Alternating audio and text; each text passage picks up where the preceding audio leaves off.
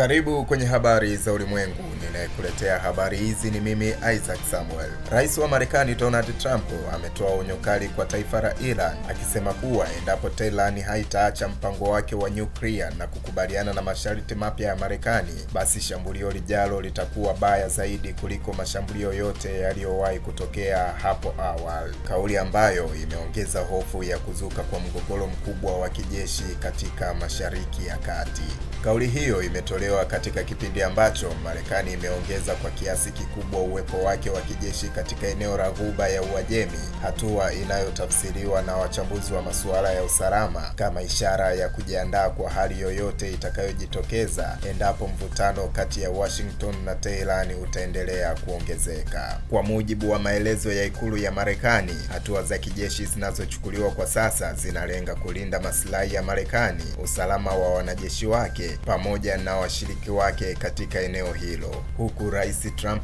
akisisitiza kuwa Marekani haitaruhusu Iran kufikia uwezo wa kumiliki silaha za nyuklia. Mvutano huu una mizizi yake katika mpango wa nyuklia wa Iran, ambapo kwa muda mrefu umekuwa ukikosolewa na Marekani na washiriki wake, huku Tehran ikiendelea kusisitiza kuwa mpango huo ni kwa ajili ya matumizi ya amani, madai ambayo hayajakubaliwa na mataifa ya Magharibi. Wachambuzi wa masuala ya kimataifa wanasema kauli kali za Rais Trump zinaonyesha mabadiliko kutoka diplomasia kwenda kwenye mkondo wa shinikizo la kijeshi, hali inayoweza kuifanya Iran kuchukua msimamo mkali zaidi au kuongeza maandalizi yake ya kijeshi kama hatua ya kujilinda. Hali hii imezua wasiwasi mkubwa miongoni mwa mataifa ya maeneo ya Mashariki ya Kati, yakiwemo Israeli, Saudi Arabia na Falme za Kiarabu, ambayo yanaendelea kufuatilia kwa karibu mwenendo wa kijeshi wa Marekani na Iran kutokana na hofu ya mgogoro mpana wa kikanda. Athari za mvutano huu pia zinaonekana katika masoko ya kimataifa ya nishati, ambapo hofu ya kuvurugika kwa usafirishaji wa mafuta kupitia Ghuba ya Uajemi imeanza kuathiri mwelekeo wa bei za mafuta duniani. Kwa upande wake, Iran imeendelea kupinga vikali vitisho vya Marekani, huku viongozi wake wakionya kuwa taifa hilo lipo tayari kujiandaa endapo litashambuliwa na kwamba shambulio lolote dhidi ya Iran litakabiliwa na majibu makali.